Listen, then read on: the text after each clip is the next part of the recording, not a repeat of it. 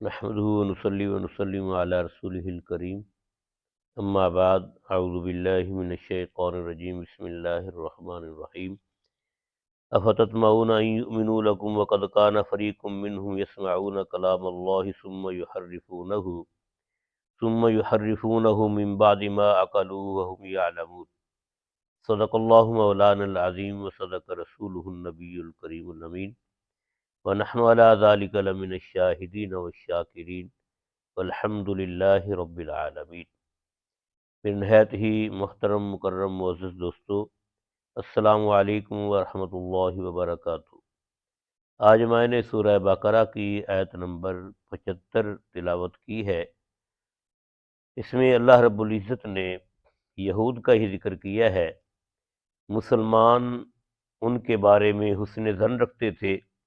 کہ یہ پڑھے لکھے لوگ ہیں، سمجھدار ہیں،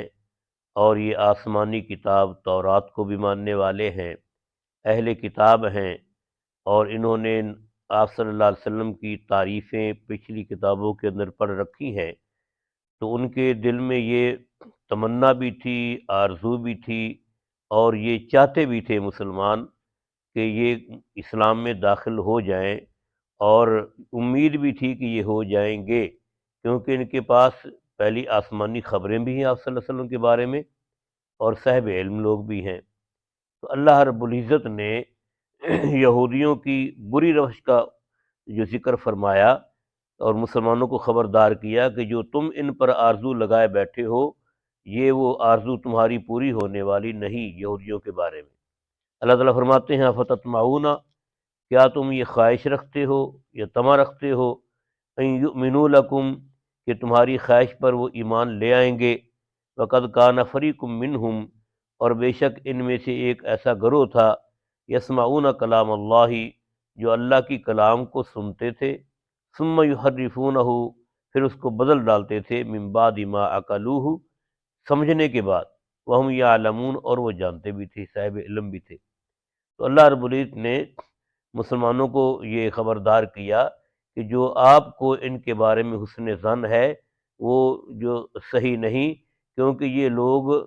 تاریخ ہی ایسی رکھتے ہیں شروع سے کہ اللہ کے کلام کو بدلنے میں ذرہ برابر ڈرتے نہیں، خوف نہیں کھاتے۔ یہ اللہ کا کلام کب انہوں نے بدلا؟ ایک تو عام علماء یہود کے بارے میں بھی ہے، جس کے بارے میں تذکرہ کروں گا بھی۔ دوسرا یہ کہ علماء یہ فرماتے ہیں کہ جب حضرت موسیٰ علیہ السلام اپنے قوم کے 70 آدمی چیزہ لے کر کوہ طور پر گئے، اور وہ یہ کہتے تھے کہ ہمیں اللہ تعالیٰ کا کلام سناؤ، اللہ یہ خود فرمائے کہ یہ میرا کلام ہے، تو اللہ رب العزت نے یہ فرمایا کہ یہ میری کتاب ہے تورات،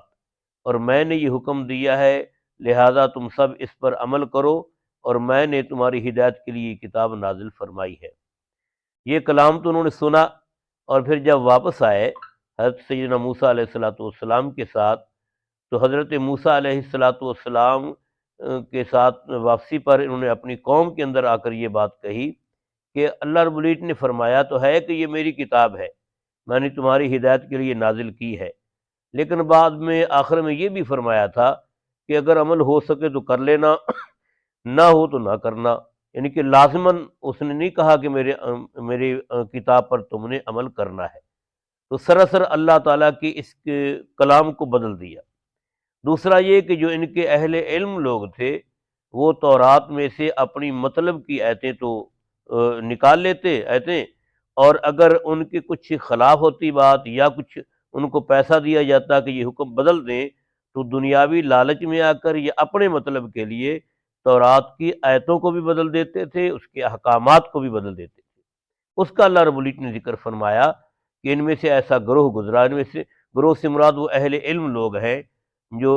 علم رکھتے بھی تھے، لیکن اس کے باوجود اللہ تعالیٰ کے کلام میں تحریف کر رہے تھے۔ یحرفون من بعد ما عقلوہ، کہ اس کو بدل دیتے ہیں اس کے سمجھنے کے بعد، یہ کہ ان کو سمجھ بھی ہے، عقل بھی ہے کہ یہ اللہ کا کلام ہے، ہم کیا کر رہے ہیں، پھر بھی اس میں تحریف کر رہے ہیں۔ وہم یعلمون، اور ان کے پاس علم بھی ہے، یہ علم اور عقل کے باوجود انہوں نے اللہ کے کلام میں تحریف کی۔ تو ان کی اس بری روش کا تذکرہ اللہ رب العزت نے یہاں پر کیا، اور فرمایا کہ جو ان کے بارے میں یہ حسن ظن ہے تمہارا، یہ صحیح نہیں، کیونکہ ان کی تاریخ جو ہے وہ یہی ہے کہ انہوں نے اللہ کے کلاموں کو بھی بدلا